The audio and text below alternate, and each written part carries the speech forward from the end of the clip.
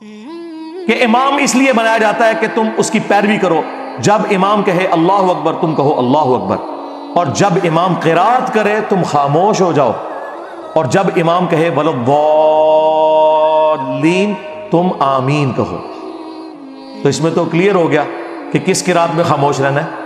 اور امام مسلم کہہ رہے ہیں، یہ حدیث ابو ہریرہ بھی روایت کر رہے ہیں. ابو ہریرہ تو کہہ رہے ہیں جب پڑھا جائے سورۃ الفاتحہ کو تو خاموش رہو،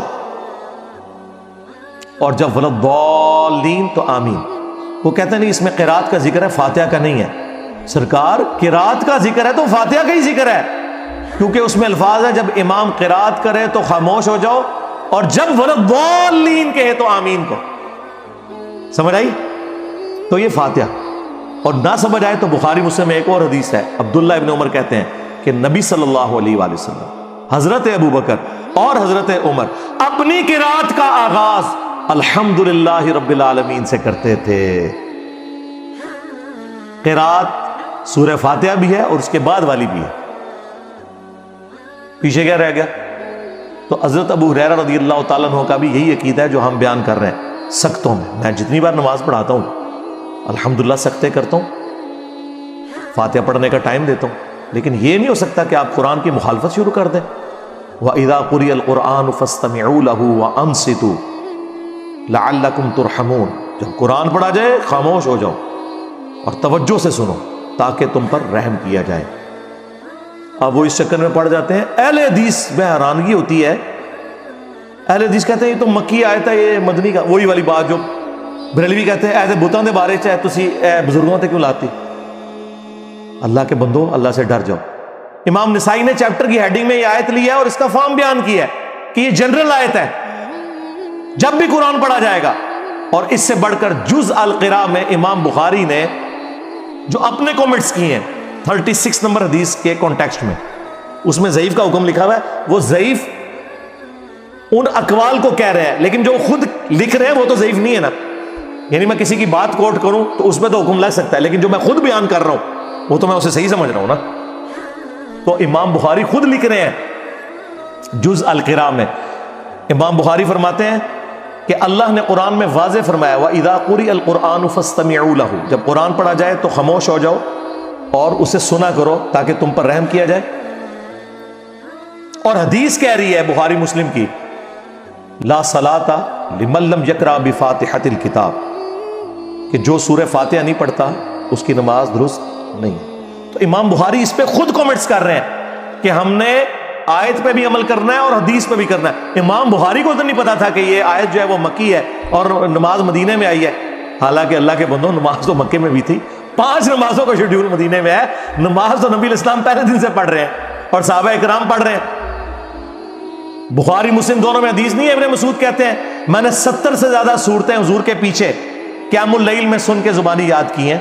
اگر میں جانتا کہ مجھ سے زیادہ قرآن کسی کو آتا ہے تو میں اپنے اونٹ چلاتا، ان کے جگر جلا دیتا، اس شخص تک پہنچتا جو مجھ سے زیادہ قرآن جانتا ہے.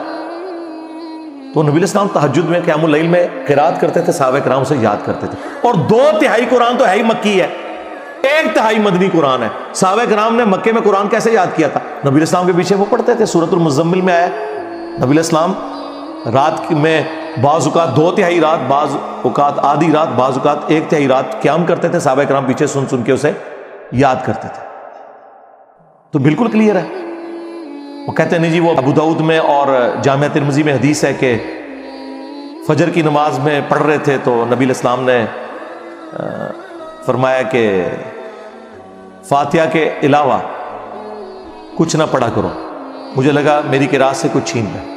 اس سے آپ نے یہ رزلٹ کیسے نکال دیا کہ نبی الاسلام نے یہ کہا ہے کہ فاتحہ میں مجھ سے چھین لیا کرو؟ فاتحہ کی آپ نے ترغیب دلائی. یہ آپ نے کبھی بھی نہیں کہا کہ میرے ساتھ ساتھ پڑھو. نبی الاسلام ہر آیت کے بعد ایک وقفہ کرتے تھے. نبی الاسلام رکوع سے پہلے سکتہ کرتے تھے. تو حضرت ابو ہریرہ کی وہ بات یاد رکھیں، ان سکتوں کو غنیمت جاننا. اور بلکہ جز القراء میں امام بخاری نے نقل کیا ہے کہ ہمارے سلف تابعین کے حوالے سے کہ وہ سکتے کیا کرتے تھے اور امام انشور کرتا تھا کہ پیچھے والے ان سکتوں میں قرآن سورہ فاتحہ پڑھ لیں. قرآن کے ساتھ قرآن والا معاملہ کوئی نہیں ہے جی. اور سن لینا کافی ہے. اور یہ جتنی باتیں میں کر رہا ہوں یہ افضلیت ہے. اگر کوئی امام سکتے نہ کرے، امام کی قرات سورہ فاتحہ کی جہری نمازوں میں مقتدی کے لیے کافی ہے. That's all. سرن نمازوں میں یقیناً آپ نے پڑھنا ہے. اور کتنی حیران کن بات ہے کہ ٹوٹل 17 رکھتے ہیں فرض، ان میں سے 6 صرف جہرن ہے، 11 سرن ہے. عشاء کی آخری 2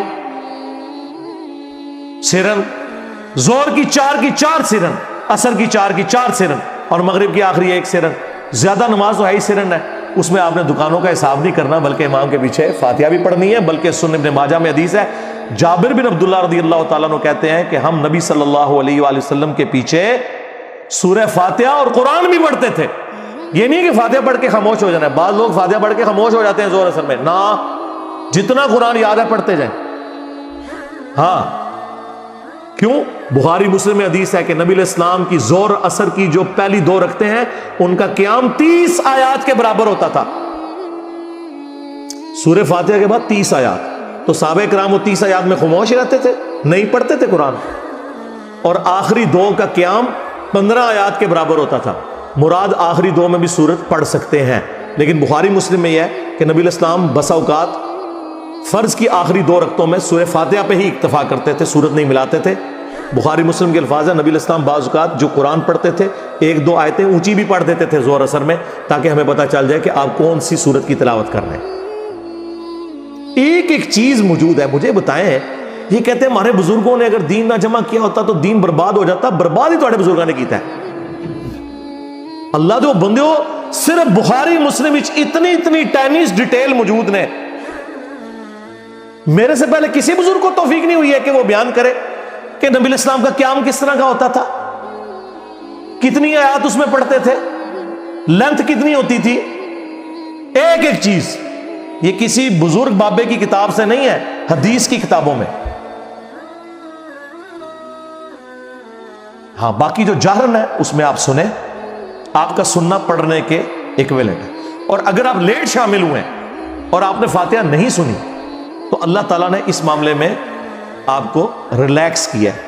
وہ امام کا پڑھنا آپ کے لیے کافی تھا. ایون آپ اگر رکوع میں بھی مل گئے ہیں تو رکعت شمار ہوگی. امت کی اکثریت اس کے اوپر متفق ہے.